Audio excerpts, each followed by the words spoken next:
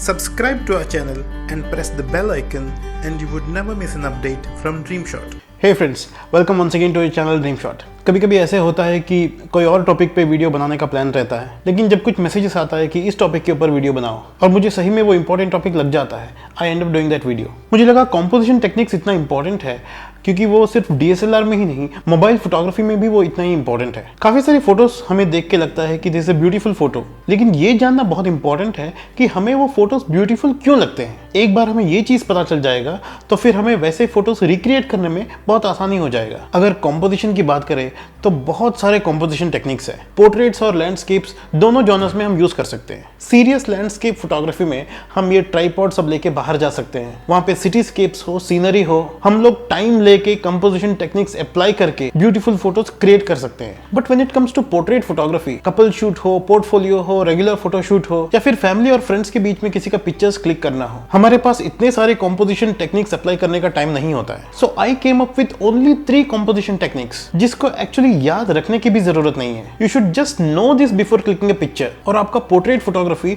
Definitely improve हो सकता है। सो ये कौन सा ऐसे कंपोजिशन टेक्निक्स है, यही हम आज इस वीडियो में देखेंगे। सबसे पहले the golden composition rule of thirds. हम में से काफी सारे फोटोग्राफर्स रूल ऑफ थर्ड्स के बारे में जानते हैं, लेकिन why is it there in the first place? उसका खासियत क्या है? अगर रूल ऑफ थर्ड्स अप्लाई नहीं करेंगे तो क्या होगा, ये हम डिस्कस करेंगे। जब भी आप एक फोटो क्लिक करते हो, imagine your frame being divided into 9 equal parts, और जब ऐसे डिवाइड होगा, the best place to position your main object, मतलब आपका जो मेन सब्जेक्ट है उसको रखने का बेस्ट पोजीशन, ये जो हॉरिजॉन्टल और वर्टिकल लाइंस जहां पे इंटरसेक्ट होता है वहां पे है। लेकिन आपको ये रूल ऑफ थर्ड्स इतना स्ट्रिक्टली फॉलो करने की जरूरत नहीं है। मतलब ऐसे बहुत सारे सिचुएशंस है जहां पे आपकी जो मेन सब्जेक्ट है उसको एग्जैक्टली वो इंटरसेक्शन पॉइंट पे रखने की जरूरत नहीं है, but at least you should try to place the subject along these lines। लेकिन आप सोचेंगे ऐसा क्यों? मैं आपको बताता हूं। देखिए, जब सब्जेक्ट सेंटर में होता है, ह्यूमन आई की नेचुरल टेंडेंसी है, अगर सेंटर में कोई मेन ऑब्जेक्ट है और अगर वो हमारा अटेंशन ड्रॉ कर रहा है तो हम उसी पे फोकस करते रहेंगे, आसपास नहीं देखेंगे। मतलब कनेक्शन सिर्फ आपकी ऑब्जेक्ट और आपके बीच में हो रहा है, यहाँ पे एक स्टोरी नहीं मिलता है। सब्जेक्ट कहाँ पे है, उसका एनवायरमेंट क्या है, उसका बैकग्राउंड क्या है, उससे आपको कोई लेना देना ही नहीं है। इसलिए शायद some intelligent people came up with the concept of rule of thirds. So basically आप अपने सब्जेक्ट को सेंटर से थोड़ा सा दूर रखेंगे, पूरा कॉर्नर पे भी नहीं, ताकि आप सब्जेक्ट को भी देखो और उसके एनवायरमेंट के साथ भी थोड़ा सा इंटरेक्ट करो। और कहते हैं कि हमारा जो ह्यूमन आई है, एक फ्रेम के अंदर naturally it is drawn to those intersecting points. तो इसलिए सेंटर को छोड़ के ये 4 एक ऐसी जगह है जहां पे subject will be able to grab the attention of the human eye very easily. जैसे मैंने बताया, आपको वो इंटरसेक्टिंग पॉइंट में ही सब्जेक्ट को रखने की हमेशा जरूरत नहीं होता है, लेकिन कोशिश एटलीस्ट ये रहना चाहिए कि हम उस लाइंस के अलोंग सब्जेक्ट को रखें। Let me share with you some samples, the photos I have clicked. देखिए, इसमें डेलिबरेटली मैंने रूल ऑफ थर्ड्स के बारे में सोच के क्लिक नहीं किया था, लेकिन as a photographer with experience आपको पता चल जाता है कि सब्जेक्ट को कहाँ पे प्लेस करना है। This model is placed along the line. उतना ही नहीं, the face is on the intersecting point. ये मैंने एक न्यूबॉर्न बेबी का फोटो क्लिक किया था। इसमें भी कोशिश यही किया गया है कि इंटरसेक्टिंग लाइंस के पास बेबी की आंखें हो। This is a picture of a fitness model. Here also the model is not in the centre.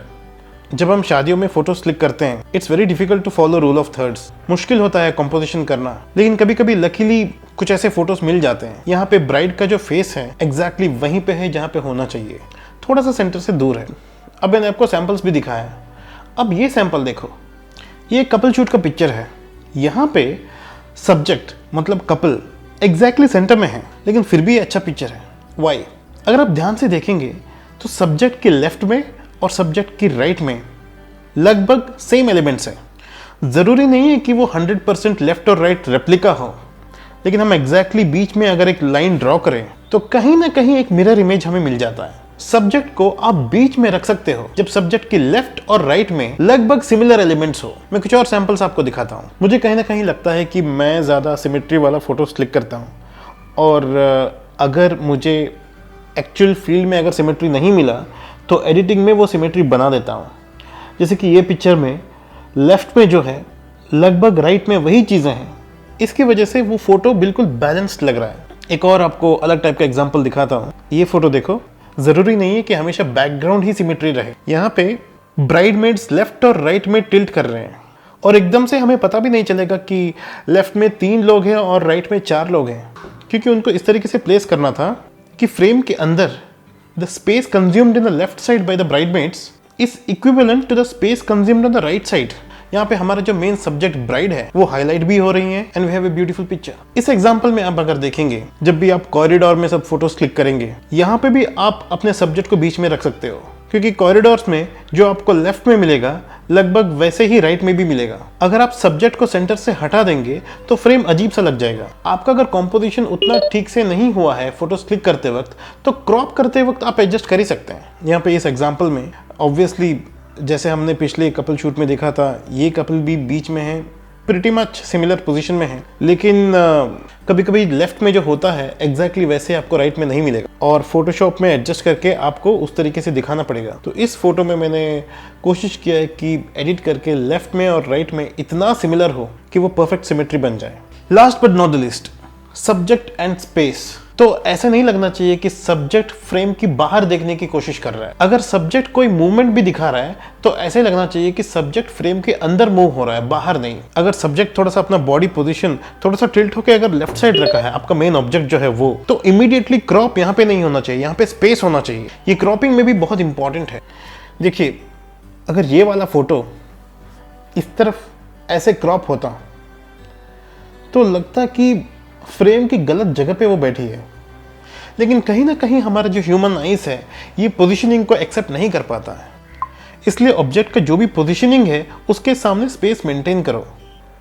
मैंने जो ब्राइड का एग्जांपल रूल ऑफ थर्ड्स के लिए लिया हुआ था, उस एग्जांपल में भी अगर यहाँ पे क्रॉप हुआ होता तो हमें लगता कि कुछ प्रॉब्लम है इसमें। We have to leave space for the subject to breathe frame के अंदर।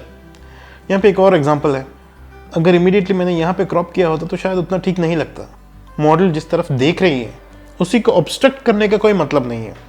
तो ये 3 जो कॉम्पोजिशन रूल्स है वो जितना सिंपल है उतना ही इंपॉर्टेंट है। ये कॉम्पोजिशन रूल को फॉलो करने के लिए हमें कुछ बहुत बड़ा फोटोग्राफर बनने की जरूरत नहीं है। डेली जो हम मोबाइल में फोटोग्राफी करते हैं उसमें भी we can make sure to keep this in mind and click the photos. I hope ये सिंपल कॉम्पोजिशन रूल्स आप अपने मोबाइल फोटोग्राफी या प्रोफेशनल फोटोग्राफी में इंप्लीमेंट भी करेंगे और ब्यूटीफुल पिक्चर्स क्रिएट भी करेंगे। I hope you like the video. अगर आपको ये वीडियो अच्छा लगा हो then please let me know by giving it a thumbs up. Please subscribe to my channel and share the video with your friends. Thanks again, take care.